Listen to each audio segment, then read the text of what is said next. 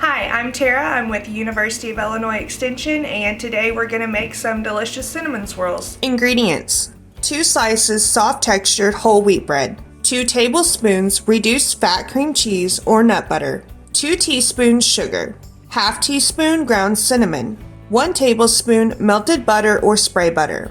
Preparation: wash hands with soap and water.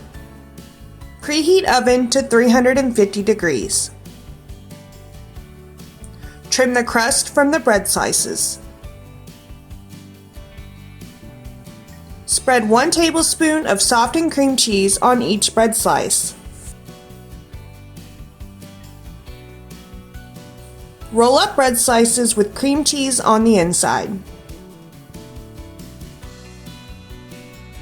Cut each roll into 3 equal-sized pieces. In small bowl, mix together sugar and cinnamon.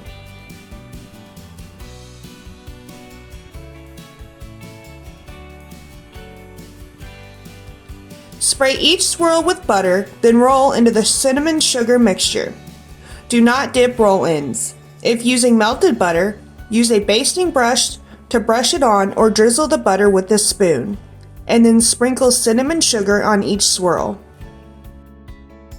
On an ungreased baking pan, place rolls seam side down.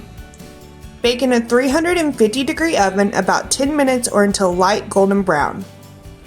Serve immediately or refrigerate for 1 to 2 days. And these are our finished cinnamon swirls.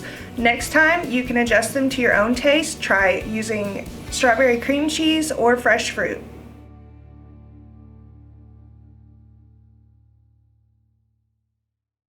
Eat, Move, Save.